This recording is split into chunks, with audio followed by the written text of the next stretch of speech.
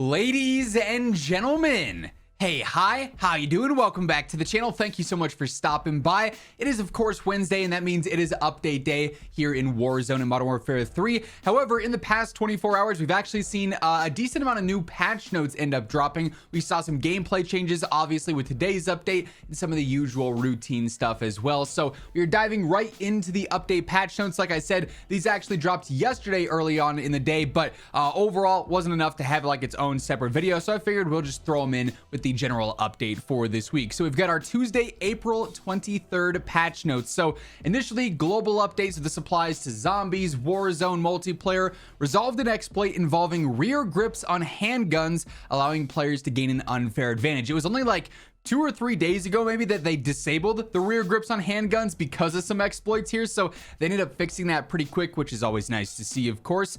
Challenges that require quickscope kills are now more lenient in detection when using weapons that cannot one-shot kill, so like LMG quickscope kills or SMG quickscope kills, so on and so forth. Those will be a little bit easier to track now. On 6-star, they added collision near the garden to prevent players from reaching an exploitable area. On Grow House, added collision near the container to prevent an exploitable area. And on tanks, they added collision near the entrance for the same reason as well.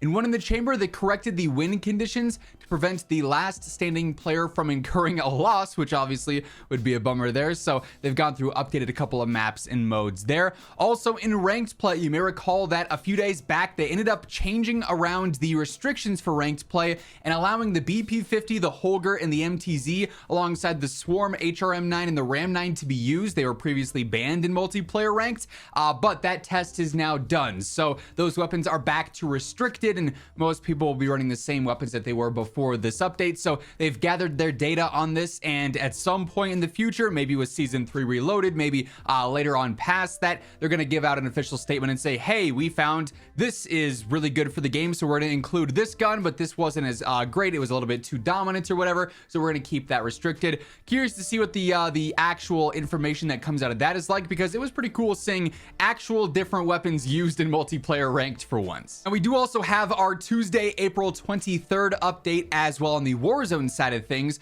And quick reminders, we're diving into these notes and the remainder of all the changes and updates today. If you're new to the channel, every day I got you covered with news, updates, patch notes, meta breakdowns. Everything going on in COD is right here, so feel free to hit that subscribe button to stay up to date. And if you enjoy the video, do me a favor, drop a like on it. It's always really appreciated. But as far as the Warzone side of things goes, well, there's not a ton, to be honest. So they fixed additional collision issues on Rebirth Island that allowed players to exploit geography. Hopefully this includes like some of the new underground little bunkers. I know there's one on like that sort of semicircle ring just underneath the prison courtyard area. Players were able to get under the map there and start shooting through the floors. So there's definitely a lot of different like little exploitable areas like that. They'd previously fixed one over by I think it was Chems. So hopefully this solves all of that nonsense, right? They also fixed an issue preventing the gas mask animation from playing, leading to it functioning improperly. So hopefully this has to do with it taking damage while you're in the gas, and then also you taking damage while you're in the gas. But gas mask obviously still has a long ways to go to be fully functioning and flawless, if you will. And then lastly here, they fixed an issue preventing players in a passenger seat from using UAVs, which is crazy because this was something from like day 1 of Warzone 3 that that's been on again, off again working. So that should be fully updated there now too. We also have a new update from Sledge on a pretty big thing going on in game as well. So you may recall a couple of days back, they did officially confirm that yes, there is a memory leak or a RAM usage issue going on PC that's causing your game to stutter like crazy and like lag at insane amounts, and they actually now have an update on this. They were getting a lot of responses saying, hey, what's going on with this? And Sledgehammer officially replied to a bunch of different people asking what's up, saying, we recently deployed an update that may address this issue. Please let us know if you're still seeing poor performance and high usage. If so, can you give us more details? But for some users, this memory leak issue should be fixed now. It's not a global fix, and that's why they haven't fully posted anything on the COD updates account or anything like that, but partially fixed for some players, so worth checking if you were running into that issue previously. Now, another part of today's update is going to be our next set of weekly challenges. This week's reward is going to be the Jack Revenger kit for the BP50, which turns it into a 9mm SMG like sort of hybrid weapon there. You also get another tick towards your allegiances mastery camo for the season, but per usual, any 5 challenges between multiplayer, zombies, and battle royale, you complete those, you're good to go. So for multiplayer this week, get 30 operator kills with alternative ammo equipped to a recommended weapon, 20 operator kills while aiming down sights with suppressed recommended SMGs, 10 long shot kills with recommended assault rifles, get 20 operator kills shortly after sprinting with a recommended assault rifle equipped with all 5 attachments, very specific there, get 20 operator hipfire kills while moving with recommended SMGs, 15 operator kills while sliding or midair with a recommended weapon, and get 3 operator kills with 1 magazine 10 times with recommended assault rifles.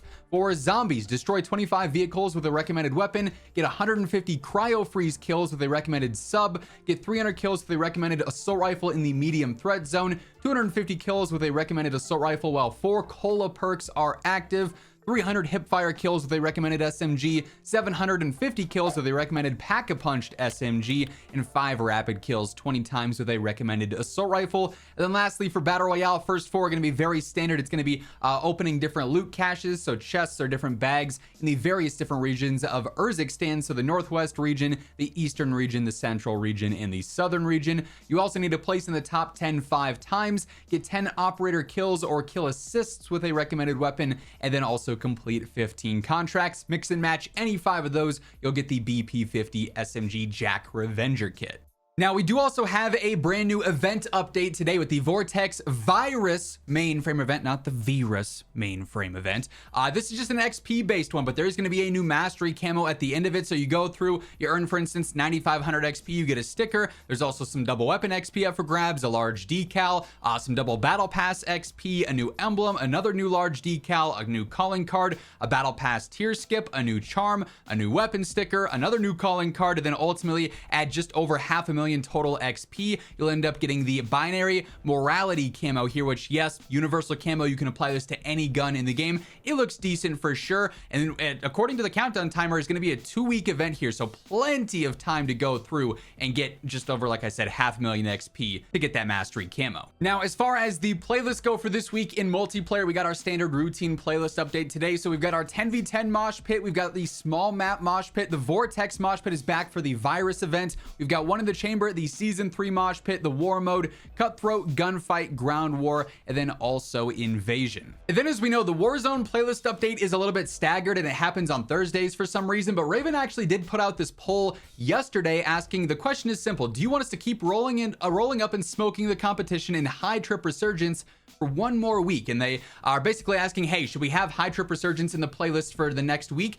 And I'm surprised at how close this poll is. Currently, there's 11 hours left and I'm recording this. It'll probably be like 8 or something when this video goes up. And it's almost a 50-50 split with nearly 24,000 votes. So if you want to see high trip resurgence for 1 more week, head on over to Raven's Twitter, vote in this poll. But then the full Warzone playlist update is obviously going to be live tomorrow. But all that being said, that is effectively everything that ended up changing in the new update and everything with the patch notes from the last 24 hours. And that's going to wrap things up for today. If you enjoyed the video, do me a favor, drop a like on it, and if you're new to the channel, be sure to hit that subscribe button on your way out. But once again, thank you so much for tuning in, and until next time, take it easy, have an awesome rest of your day, and I'll catch you later.